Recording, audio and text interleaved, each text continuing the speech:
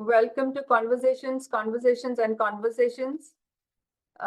Those who are for the first time, conversations are an attempt to open the field of awareness to motivate women, feel our inner potential, acknowledging our self-worth, to honor oneself enough, and spread this consciousness as seeds sprouting with confidence. This is through a series of talks and, listening to other stories and experiences, or learning from professionals, their knowledge and their experiences. Today we have Dr. Lakshmi Kannan, who is the founder and lead psychologist of Powerful Insights Psychologist. She was here with us a week or two before as well. I've uploaded the video on anxiety. She explained in great detail what anxiety is like and what kinds of anxiety one person can face. And we are continuing the same topic, but more connected to relationships today. Her mission is to empower all minds with the power of time-tested and evidence-based psychological tools and to live life every moment to the fullest. Her vision is that all human beings experience a state of inner peace and oneness with the universe we live in, while powerfully contributing to our shared joy and bliss. Her approach is calming yet concrete, integrating wisdom with new age scientific approaches like EMDR, cognitive behavioral therapies, and a few others, blending in the right mix to empower oneself and make positive and conscious choices and decisive actions. Like I said before, we have a few sessions planned with Dr. Lakshmi, and do keep tuned in, and I'll keep you posted about, following videos as well. She'll be sharing her experiences and knowledge to inspire us in our journey moving forward in lives. Her motto is, let's find a way or make one, and that it really inspires me. The first was about anxiety, as I shared before, and it's uploaded. Do take time to watch. And this is last time we had a conversation around anxiety, understanding what anxiety is all about. And then, of course, we are having a few sessions with you. Thank you so much for your time again, Dr. Lakshmi Kannan. It's amazing to have you here and learn so much from you. So thank you, Kamal. It's great to be back, and I share your passion. I think, women especially, need that ability to steep into the wisdom and get guidance. So it's my pleasure to be here. Thank you so much. Thanks again. And, you were discussing a little bit about relationships. I know, everything around for women, we are very sensitive. I think by nature, we are sensitive. Yeah. And every life affects us, what's happening in the environment, our family, our peer groups. So what is the role of relationships in our life? Does it create anxiety or reduce it? That's an excellent question. And you might think the answer is simple, but it isn't, right? Yeah. We really do need relationships. A recent Harvard study, and this was a study that studied people over their lifetime, so almost over 30 years, and some people 50 years. So they actually started in their high school and followed them all the way into their 70s. And what they found is that those who reported the best quality of life, who had some of the good or better health parameters, mental health and physical health, and really had a greater life satisfaction, were those with satisfactory relationship, or relationships that energize them. So relationships, as we stand today, as human beings, we have a need. We have a need to belong. We have a need to connect. We have a need to love and be loved, right? Yeah. So relationships are important. When we talk about relationships, it doesn't, just have to be intimate relationships. Often what come to our mind is, our intimate partners, boyfriends, girlfriends, or spouses, right? But every type of relationship is important and offers a rich source of that life satisfaction. So, whether it's a parent-child relationship, your buddies, your girlfriends, your work friends, whether it's siblings, cousins, extended family, I actually, when I work with clients, help them to look at it as concentric circles. You're there right at the center. That's your primary relationship with yourself. Okay, that's important. But here, of course, we are talking about, how robust is the next circle? That's your closest inner circle. It might be, intimate partners, it might be a parent, it might be a pet. Okay. And then you go to the next concentric circle, and that's people you're close to, may not be intimate, but your close friends, people you can trust, you can rely on, and so on and so forth. And as you widen this kind of web, you have on the outer front that relationship with just your community. And the striving, or, the kind of goal is to really have healthy relationships along all of those circles. The more that you have, the more you're buffered against stress, life's challenges. Inevitable are, those twists and turns that our roller coaster of life takes us on. But your relationships are often your strength. But having said that, can relationships be a source of anxiety? Absolutely. So, relationships, a recent survey showed that, again, for young people, relationships are often one of the highest sources of stressors. So, what's going on here? If relationships have the ability to insulate us from stress, how is it that relationships give us stress, right? And I think the key is in really this balance of, relating to others, what we are giving, and how we feel. That's the key indicator. If you do have a vulnerability to anxiety, we do bring that into the relationship. It doesn't mean to say that those relationships are not going to be healthy. We all bring in something to the relationship. We are all made of positive strengths and love and care and energy, but we also have our Achilles heel or our vulnerabilities. So if you do bring in your anxiety, you already are prone to it. We talked a little bit in our last podcast on, anxiety and how we can overcome that. But if you're bringing it into the relationship, it is going to be something to look at in terms of how you and your partner navigate that. If you are experiencing, or you're with a partner that's bringing in something into the relationship that's not healthy and that's bringing you anxiety, then that's another kind of opportunity to really reflect on, which part of maybe this concentric circle, am I able to support this person and receive support or receive care? And it may not be at the very intimate level. So it's a bit of a dance, but in, the verdict really is that relationships have the potential really to give us a lot of joy and insulate us.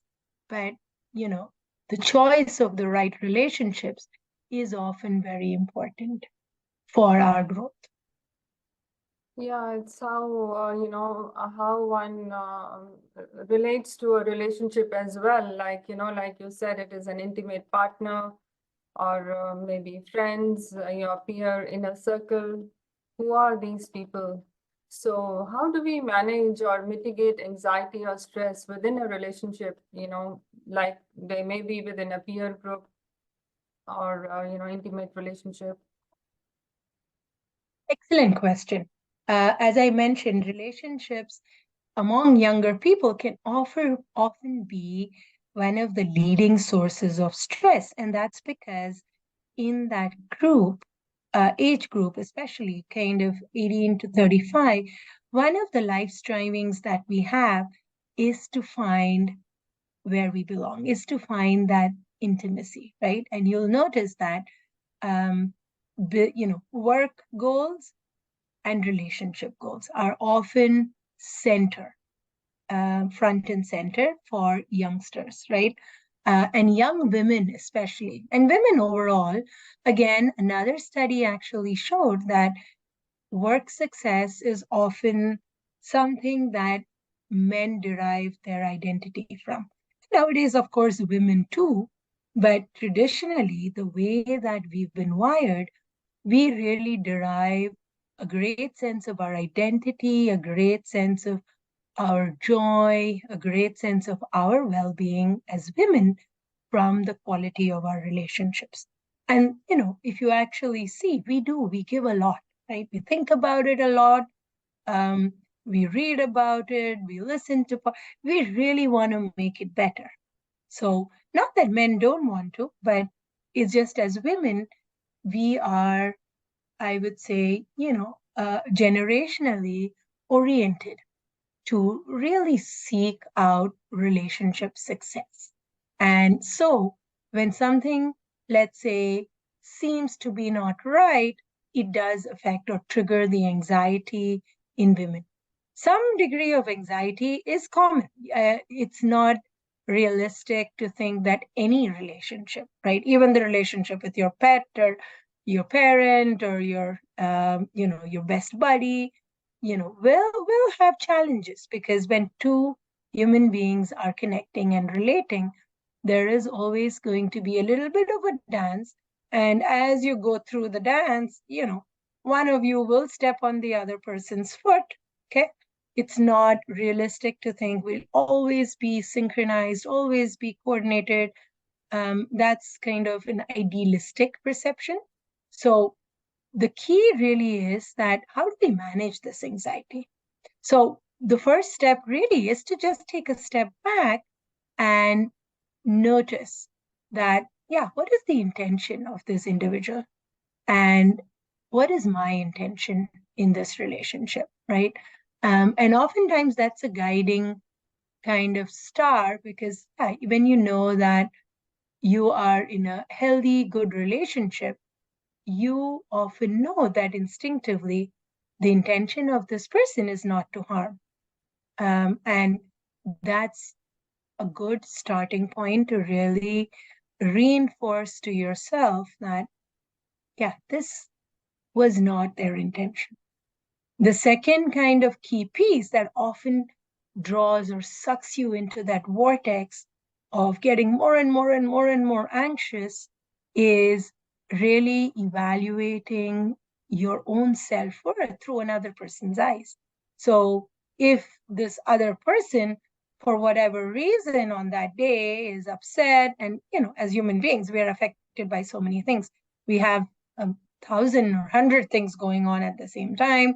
We have school, we have work, we have kids, whatever, we have pet, whatever, right? So sometimes that person is not able to contain themselves, and they may not have the best, let's say, coping mechanisms, and it does spill over. Sometimes it's us. We don't know quite how to contain that, negative feeling or the anxiety that has been triggered, maybe due to something else. And it spills over where it's safest. And fortunately or unfortunately, because we feel safe in a relationship, that's where it tends to spill over. So, someone's irritable, someone's distant, it doesn't, the typical tendency that is sure to trigger anxiety is to personalize it, to say, it's something about me. This person doesn't like me. I was not good enough. Or, if this person doesn't value me, somehow I stop thinking of myself as worthy, right? And that's really the kind of black hole that destroys relationships and generates a lot of anxiety. How do we manage it? Getting, again, aware of, yeah, what is this person's intention? Was this really about me, or was this circumstances that they are dealing with? And if this happens, and sometimes it may happen, right? As we're growing, maturing, priorities change, people may grow apart. That's a reality too. Does that mean you're not worthy, or that you're not good enough, or you're not smart enough, or whatever? Or does it just mean that, as co-voyagers on this beautiful human journey, that perhaps it is time for us to part ways? And thanking that person's presence in our life, but knowing that you are still that same worthy person, you're still the same lovable person. Because someone has changed, or changed their priorities, I would say, it doesn't change who you are or your self-worth. So these are some of the key reasons that anxiety creeps in. I've worked with clients who had, sleepless nights, they lose weight, they can't concentrate on work. So, because of that anxiety, and that anxiety consumes them.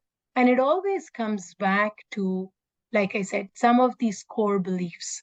So even though relationships are important in our life, and they can sometimes show us a mirror of some of who we are, that mirror is not us, right?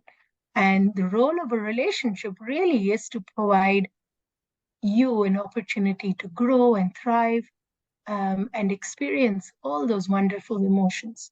So and it is a reality that sometimes your partner doesn't have that resource, doesn't have that ability to give that to you. People can only give you what they have. But if you notice any red flags, if you notice somebody is gaslighting, somebody needs to put you down for them to feel good, then that anxiety that you're feeling is actually like a little gentle nudge from your nervous system that, hey, something's not right here. Okay. And it doesn't mean you abandon the relationship right away, or you avoid it, which is unfortunately some of our typical coping strategies. We don't learn healthy, adaptive ways, especially of coping with relationship anxiety in our schools or colleges, or even in our communities, even in our movies, right? We often, either again go back to that stress response where we fight back and create, disharmony, or we flight, we avoid till we reach a point where either we break down or the relationship breaks down. Yeah, sometimes like people say that, oh, this person is very thick-skinned, nothing affects him. And whereas sometimes, they'll say, oh, she's very sensitive. She gets, angry, or she will start crying, or she will withdraw, just leave the relationships. Peer circles, a lot of these things commonly happen. Yep. And by nature, women, are very good with multitasking. They are looking after their children. They are looking after, maybe their parents too, their work or their school, can be anything. So it could be difficult to manage, different kind of circles at the same time. So what are some of the tips or some strategies that you could recommend to have or develop a healthy relationship, with your peer circle or your partner, your family? How to train your mind to think right, I would say, put it like that. Beautiful. Yeah. And this is so important, because this is what I was saying. If we could have this training or education, and it's not intellectual education, but we really get it. If we can, teach this to children as they're growing up, to the teens, if we could get it from books, whatever, right? Yeah, how different life would be for us. So I have a simple little acronym that, there are a vast number of strategies, and, we can deep dive into something specific for specific relationships, but broad strokes, I kind of place it into an acronym that I call TRUST, T-R-U-S-T. And it's the foundation for relationships.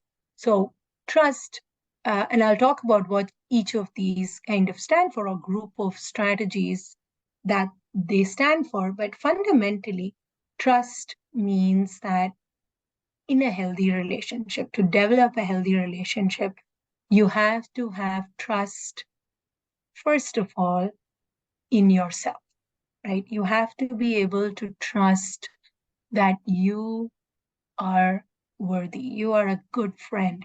You are a good daughter or son.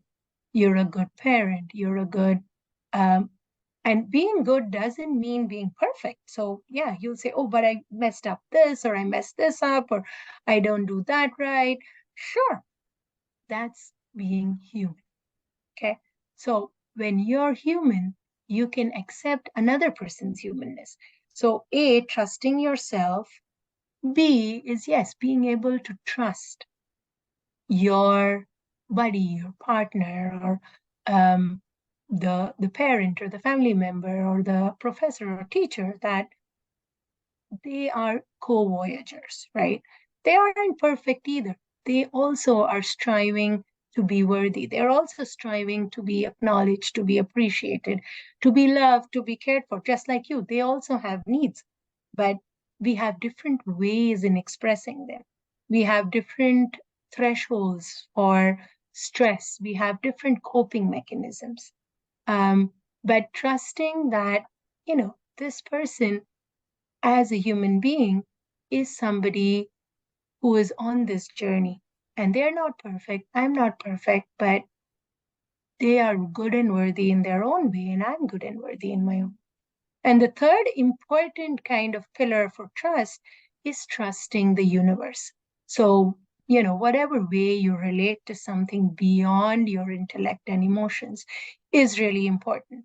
So whether you call it God, you call it spirituality, you call it the universe, you call it higher self, higher, guardian angel, inner wisdom, your deep inner voice, there is something beyond the tumultuous flow of thoughts and emotions and voices in our head, right? Like we often, anytime that we are in, a stressful situation, or we are with somebody, you can almost hear two polarities, right? One is always trying to be protective. Like, oh, don't do this, be careful, da, da, da, da. And the other is like, I don't care, and I love this, and oh, this person is amazing. So kind of, being present to what there is, and knowing that, yeah, those are the surface waters, the surface waves. And there is a deeper wisdom that you have, that the universe has, that you can tap into. And really trusting that. Because oftentimes that is your compass, right? When on the surface it may seem stormy, what's deep inside the ocean? A deep calm, a stillness. And that's the stillness or the calm that can guide you towards what is the right thing in this relationship. How do I sustain the health and happiness here? Okay. Now coming to my quick 5 bullets of strategies. Strategy A is the T of the trust, which is talk. Okay. And when I say talk, I don't mean necessarily only in words. There's a lot of research that has gone into love languages. And even though it was done in like couples, it's very, very applicable to any relationship that you may want to nurture. So talking in the other person's love language, being present to what your love language is and communicating that. So very quickly, the 5 top love languages are touch. So physical touch, whatever is appropriate in the relationship. It may be just holding someone's hand when they're stressed, or tapping them on the shoulder. It may be, hugs and cuddles, and, so touch is often very important as human beings because it validates our presence. And there are lots of hormones that go off in our bodies that make us feel good when we are touched. The second is actually talk with words. This is something very often people struggle with, right? They don't know how to articulate their current emotions in words, and you'll often find people lashing out. So when someone is lashing out and saying negative things, blaming you, it's often a feeling of deep hurt or sadness within, which they don't know how to express, right? So what is your partner's love language? What is your love language?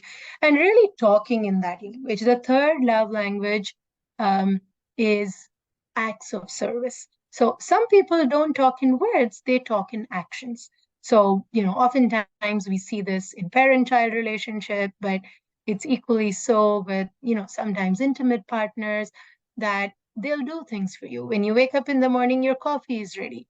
Or they'll do something, they'll go drive you, they'll pick up something you like, um, or any kind of act of service, right?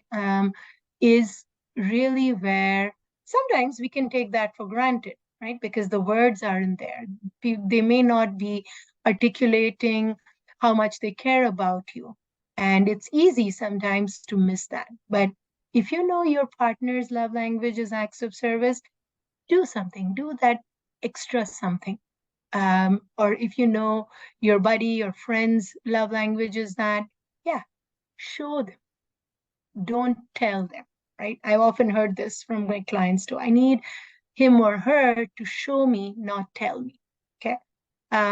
Then the next one is gifts. So some people, they do like material, things. And it's not that it's the material thing oftentimes, but it's that thoughtfulness that comes with it. And it's something tangible that they can touch, they can hold, right? So that's the next very important love language. So when you talk, communicate. I need to hear words from you.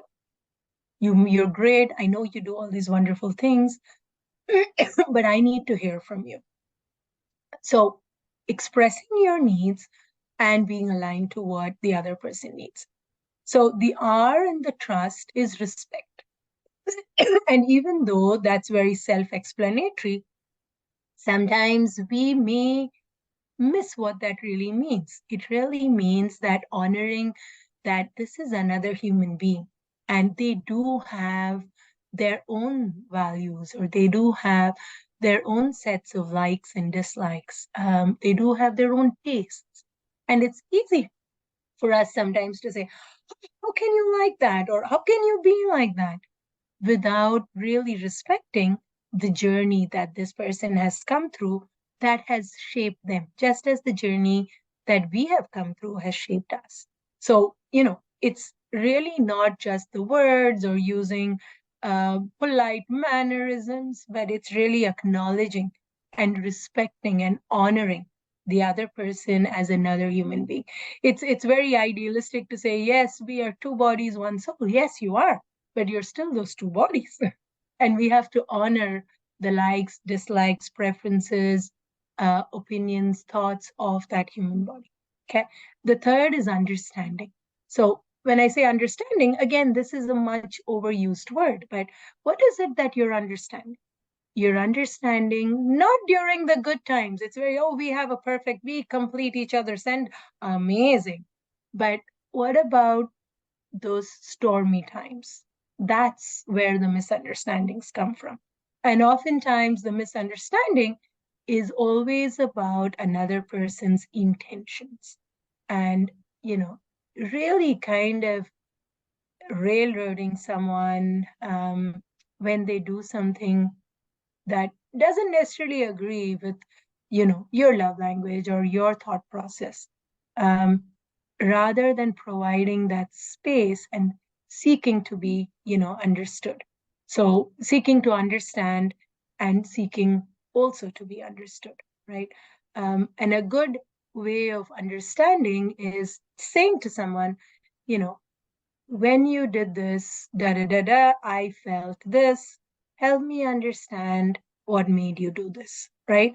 And you'll say, wow, in that stormy time.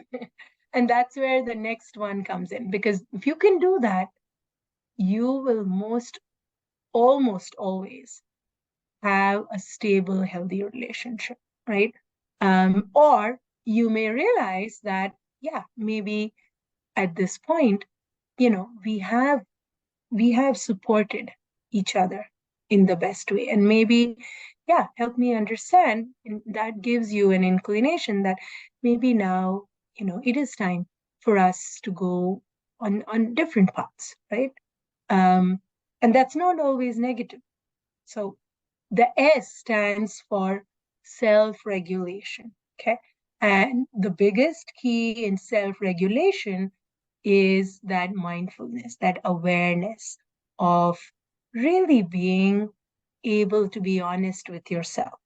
Sometimes we're often in our society, um, you know, grown up with ideas that, yeah, if we accept that, there is some error or mistake or flaw or weakness in us, it's terrible.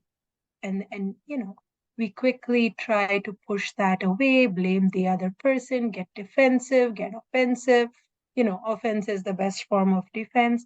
But if we are really present to ourselves, and we first, instead of having that conversation in those times with our partner, because again, I often find when I work with couples, I do a lot of couple work, that it's not the original incident that causes that deep hurt. It's all those reaction, action, reaction. Somebody said something silly, did something thoughtless. Yes, it was hurtful, no doubt. But the action, reaction of that often leads to much deeper wounds than would have been. Um, and I often, when I work with couples, I say, yeah, when you respond in terms of self-regulation, don't have the daft response, right? Which is, being distressed and angry and retaliatory, and fearful, and tense.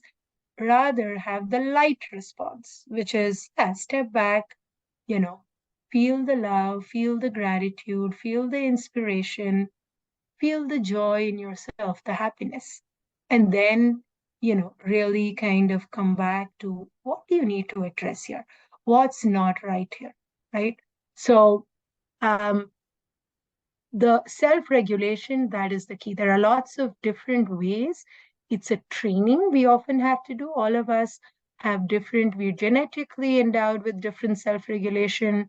We learn different self-regulation techniques as we go along in our homes, in our schools.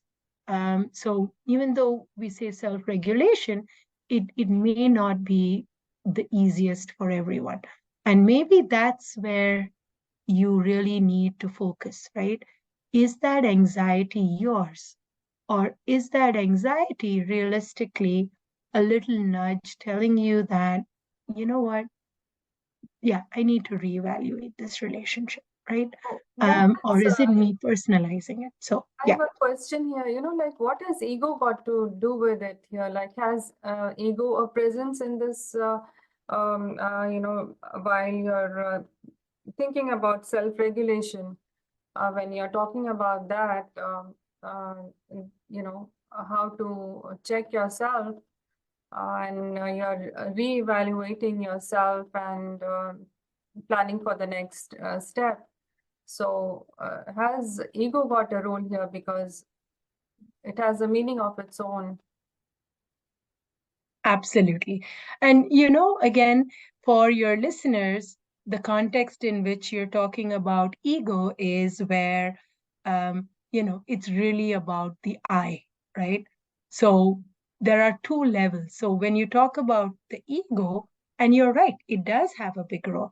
If you're orienting yourself in a relationship to really think about me, myself, and I, and that's the ego, right? Like, yeah, how did this affect me? And what did they say to me? And, I am distressed and this person did that. It will almost always lead to the daft response. So, either you will be distressed or angry or fearful or tense, right?